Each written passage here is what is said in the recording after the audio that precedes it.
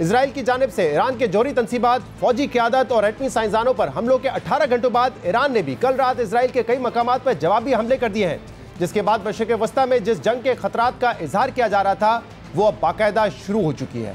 पहले इजराइल ने ईरान पर हमला किया और अब ईरान की जवाबी कार्रवाई के बाद दोनों ममालिक के एक दूसरे पर हमले जारी हैं। ईरानी मीडिया के मुताबिक आज दोपहर में भी ईरान पर इजरायली हमलों की रिपोर्ट सामने आई है, जिसके नतीजे में 2 ईरानी जनरलों समेत 3 मजीद ईरानी जौहरी साइंसदान मारे गए हैं। इसके अलावा ईरान के मगरबी शहर इस्लामाबाद में मिसाइल साइट पर हमले के नतीजे में 2 अफराद शहीद हो चुके हैं। इजराइल के ताज़ा हमलों में ईरान के शुमाली मगरबी तबरेज़ रिफाइनरी के करीब हमला भी शामिल है, जबकि इजराइल मजीद हमलों की भी धमकी दे रहा है। इजरायली अफवाज के मुताबिक ईरान के खिलाफ मजीद हमले आइंदा घंटों में मुतवक्को हैं और इजरायली लड़ाका तैयारे तेहरान में अहदाफ पर दोबारा हमले शुरू करने के लिए तैयार हैं। जबकि इजरायली वजीर दिफा ने ईरान को धमकी दी है कि अगर ईरान ने इजराइल पर मिसाइल हमले जारी रखे तो फिर तेहरान को जलता हुआ पाएंगे। इससे पहले कल रात इजरायली हमलों के बाद जवाब में ईरान ने इजराइल के खिलाफ जवाबी कार्रवाई करते हुए ऑपरेशन वादा सादिक सोम शुरू किया, जिसके तहत ईरान कल रात से इजराइल पर हमलों के 5 स्पेल्स कर चुका है। और ईरान के मुताबिक इजरायली दारुल हुकूमत तल अवीव में 7 मकामात को निशाना बनाया गया है, जिसमें पहले 3 स्पेल्स में 200 मिसाइल फायर किए गए, जिनमें से एक मिसाइल तल अवीव के ऐन वस्त में गिरा। मीडिया रिपोर्ट्स के मुताबिक ईरान की जानिब से इजराइल के जौहरी तहकीकात मरकज़ को निशाना बनाने का भी दावा किया गया है। ईरानी पासदारान इनकलाब के मुताबिक ऑपरेशन में इजराइल पर हमलों में 150 इजरायली अहदाफ को निशाना बनाया गया। तल अवीव में वजारत दिफा, सनती और फौजी मराकज़ को भी निशाना बनाया गया। सबरा पासदारान इनकलाब जनरल अहमद वहीदी के मुताबिक इजरायली अहदाफ में सबसे अहम अड्डे थे जहाँ इजरायली फ़ज़ाइया की कमांड और दीगर जंगी मराकज़ मौजूद थे। यही अड्डे ईरान पर हालिया हमलों का नुक्ता आगाज़ थे। मीडिया रिपोर्ट्स के मुताबिक ईरान के हमलों में अब तक 4 इजरायली हलाक जबकि दर्जनों अफराद जख्मी हैं। इसके अलावा ईरान की जानिब से इजराइल के 2 F-35 जंगी तैयारे गिराने और एक खातून पायलट पकड़ने का भी दावा किया जा रहा है, लेकिन इजराइल की जानिब से इन दावों की तरदीद की जा रही है। और अब से कुछ देर कबल ईरानी अफवाज की तरफ से यह दावा सामने आ रहा है कि ईरानी एयरफोर्स ने एक और F-35 जंगी तैयारा मार गिराया है। ईरान के जवाबी हमलों से पहले इजरायली हमलों में ईरान के कई सीनियर कमांडर्स और जौहरी साइंसदानों समेत दर्जनों शहरी जहां भाग हुए थे, जबकि 320 से जायद अफराद जख्मी हैं। ईरान की जवाबी कार्रवाई के बाद सुप्रीम लीडर आयतुल्लाह खुमैनी ने ईरानी अवाम से खिताब करते हुए कहा था कि इजराइल को हमले के बाद भागने नहीं देंगे, हमारी फौज तैयार है, ईरानी हुकूमत और अवाम फौज के पीछे खड़े हैं। ईरान की अफवाज इजराइल को मफलूज करके दम लेंगे। सेहूनी रियासत को अपने जराइम का खमियाजा भुगतना पड़ेगा, इजराइल सजा से नहीं बच सकेगा। ईरानी फौजी हुकाम ने मजीद हमलों की वार्निंग भी जारी की है। ईरानी फौजी हुकाम के मुताबिक इजराइल के खिलाफ ईरान के हमले जारी रहेंगे और ये तनाज़ा आने वाले दिनों में खित्ते में अमरीकी बेसिस तक फैलेगा। यहाँ ये बात अहम है कि ईरान और इजराइल के दरमियान हालिया जंगी हालात की शुरुआत इजराइल की जानिब से ये कहकर की गई थी कि ईरान का जौहरी ताकत बनना इजराइल के लिए खतरा है, लेकिन अब आलमी मीडिया ईरान पर इजरायली हमलों के पीछे इजराइल की ईरानी हुकूमत का तख्ता उलटने की ख्वाहिश को करार दे रहा है। न सिर्फ आलमी मीडिया अपने तज्जियों में यह दावा कर रहा है, बल्कि इजरायली वजीर आज़म खुद अपने बयानात में भी ईरानी अवाम को ईरानी हुकूमत के खिलाफ उठ खड़े होने के लिए उकसा रहे हैं। सुनिए कि इस हवाले से इजरायली वजीर आज़म क्या कह रहे थे। Tonight I wish to speak to you, the proud people of Iran. The objective of Israel's military operation is to remove this threat, both the nuclear threat and the ballistic missile threat to Israel. And as we achieve our objectives, we're also clearing the path for you to achieve your objective, which is freedom. In the past 24 hours, we've taken out top military commanders, senior nuclear scientists, the Islamic regime's most significant enrichment facility, and a large portion of its ballistic missile arsenal. More is on the way. The nation of Iran and the nation of Israel have been true friends since the days of Cyrus the Great. And the time has come for you to unite around your flag and your historic legacy by standing up for your freedom from an evil and oppressive regime. Brave people of Iran, your light will defeat the darkness. BBC और Reuters जैसे आलमी इदारे Israel की ईरानी हुकूमत की तब्दीली की ख्वाहिश को बड़ा जुआ करार दे रहे हैं। बीबीसी पर्शियन के एडिटर आमिर अजीमी ने अपने तज़किरे में लिखा है कि ईरान पर इजराइल के हमलों के पीछे बज़ाहिर मकसद ईरान के एटमी सलाहियत को तबाह करना था, जिसे इजराइल अपने लिए एक खतरा समझता है। लेकिन इजरायली वज़ीर आज़म नेतन्याहू का मकसद इससे भी आगे तेहरान में हुकूमत की तब्दीली हो सकता है। इजराइल शायद ये उम्मीद रखता है कि ये हमले एक ऐसा सिलसिला शुरू कर देंगे जो ईरान में अवामी बेचैनी और हुकूमत के खात्मे का बायस बने। अजीमी ने अपने तज़किरे में लिखा कि इजराइल शायद ये हिसाब लगा रहा है कि इन हमलों से हुकूमत कमज़ोर होगी और अवामी बगावत का रास्ता खुलेगा।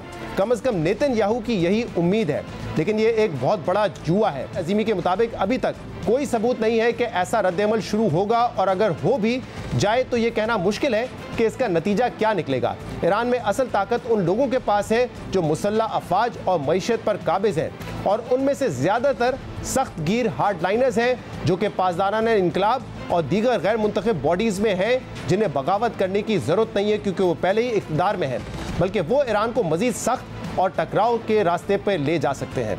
एक और इम्कान ये भी हो सकता है कि हुकूमत मुकम्मल तौर पर गिर जाए और मुल्क खाना जंगी में चला जाए, लेकिन ईरान की आबादी तकरीबन 9 करोड़ है, इसलिए इस किस्म की अफरा तफरी पूरे मशरिक़ वस्ता पर असर डाल सकती है। अजीमी ने लिखा है कि इजराइल की ख्वाहिश शायद ये है कि ईरान में एक ऐसी अवामी तहरीक उठे जो मौजूदा हुकूमत को गिरा दे और एक दोस्ताना हुकूमत इक़्तिदार में आ जाए।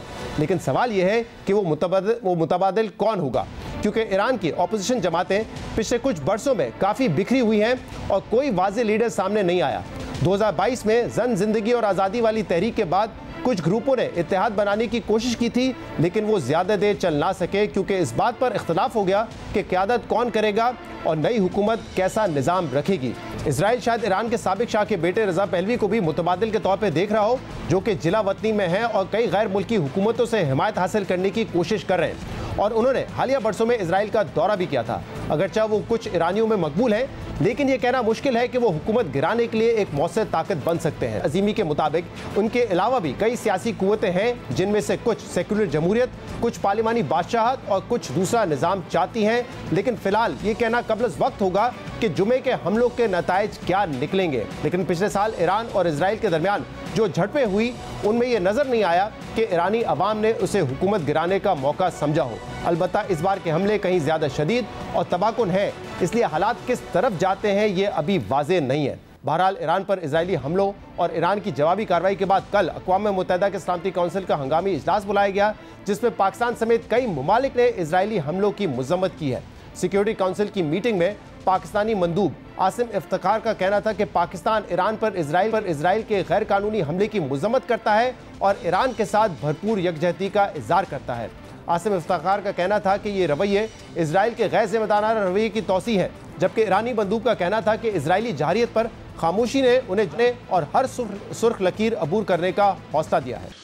Last night, the Israeli regime, the most dangerous and terrorist regime in the world, with full intelligence and political support from the United States regime, conducted a series of coordinated and premeditated military attacks across multiple cities in Iran. Among the key targets was the Natanz nuclear facility. We strongly and unequivocally condemn the barbaric and criminal attack. Their silence in the face of repeated Israeli provocation has emboldened this rogue regime to escalate its violation and cross every red line. Pakistan strongly condemns unjustified and illegitimate aggression by Israel against the Islamic Republic of Iran. Pakistan stands in resolute solidarity with the brotherly people of Iran. These attacks follow a dangerous pattern of Israeli irresponsible conduct marked by ongoing military operations in Gaza and repeated cross-border strikes in Syria, Lebanon, and Yemen, demonstrating a consistent and deliberate disregard for international norms. Israel's actions in the Middle East reflect a continuing pattern of unilateral militarism in flagrant violation of Article 2(4) of the UN Charter. अहम बात यह कि Israel ने Iran के nuclear programme को निशाना बनाने का जवाब बताकर ईरान पर हमला करना शुरू किए थे, लेकिन अब आलमी मीडिया इजराइल के इस हमले को गैर जिम्मेदाराना और एक बड़ा जुआ करार दे रहा है। जबकि इजरायली वजीर आजम के कौमी सलामती के मुशीर भी ये एतराफ़ कर रहे हैं कि ईरान के जौहरी प्रोग्राम को फौजी ताकत के जरिए मुकम्मल तौर पर तबाह तो नहीं किया जा सकता, लेकिन इसराइल ने कम अज़ कम जौहरी पेशरफ्त को मौखर ज़रूर कर दिया है। ईरान और इसराइल का एक दूसरे पर हमलों का सिलसिला जारी है, लेकिन ईरान में इसराइल की जानिब से कल किए गए गैर मामूली हमलों से मुतल्लिक ये सवाल अभी तक उठ रहा है कि इसराइल ने ईरान के अंदर इतने बड़े पैमाने पर हमले कैसे मुमकिन बनाए। इसी हवाले से CNN ने अपने आर्टिकल में लिखा है कि ईरान पर इसराइल के हमले ने यह साबित किया है कि ईरान इजरायली एजेंसी मोसाद का प्लेग्राउंड बन चुका है। CNN ने इजरायली सिक्योरिटी हुकाम का हवाला देते हुए लिखा है कि इजराइल की खुफिया एजेंसी मोसाद ने हमलों से पहले ईरान के अंदर असला स्मगल कर लिया था, जिसे ईरान के दिफाई निज़ाम को अंदर से निशाना बनाने के लिए इस्तेमाल किया गया। इजरायली हुकाम के मुताबिक इसराइल ने ईरान के अंदर ही एक खुफिया अड्डा कायम किया था, जहां से बारूदी ड्रोन्स दागे गए। इन ड्रोन्स का हदफ तेहरान के करीब मौजूद ईरानी मिसाइल लॉन्चर थे। इसराइल ने ऐसे जदीद हथियार भी ईरान में पहुंचाए थे जो ज़मीन से फ़िज़ा में मार करने के लिए मिसाइल निज़ाम को निशाना बनाने के लिए इस्तेमाल किए गए, जिसके बाद इजरायली फ़िज़ाइया के लिए जुम्मे की सुबह 200 से ज़ायद तैयारों के साथ 100 से ज़ायद हमले करने की राह हमवार हुई। CNN के मुताबिक मोसाद ने ईरान के अंदर खुफिया मालूमात इकट्ठी की, जिसकी मदद से इजरायली फ़िज़ाइया ने ईरानी फ़ौजी कमांडरों और साइंसदानों को भी निशाना बनाया। एक इजरायली सिक्योरिटी जरिए ने CNN को बताया कि इस ऑपरेशन में कमांडो फोर्सेस ने तेहरान और मुल्क के दीगर इलाकों में घुसकर कार्रवाइयाँ की और ईरानी खुफिया इदारों से बचते रहे। एक और इजरायली जरिए ने कहा कि मोसाद का ये मंसूबा कई सालों से तैयार किया जा रहा था, जिनमें मालूमात जमा करना और कमांडोज को दुश्मन के इलाके में भेजना शामिल था। हुकाम के मुताबिक कुछ कमांडोज तेहरान शहर के अंदर भी सरगर्म थे। मोसाद ने हमले से काफ़ी पहले एक ड्रोन बेस कायम किया था और हमले के वक्त उसके साथ साथ प्रिसिशन गाइडेड वेपन सिस्टम्स भी ईरान के एयर डिफेंस सिस्टम के करीब पहुंचा दिए गए थे, ताकि हमलों के आगाज़ के साथ ही उन्हें गैर फाल किया जा सके। बहरहाल दोनों ममालिक के दरमियान कल से शुरू होने वाली ये जंग की सूरत हाल मज़ीद शिद्दत इख्तियार करती जा रही है। आगे क्या होने जा रहा है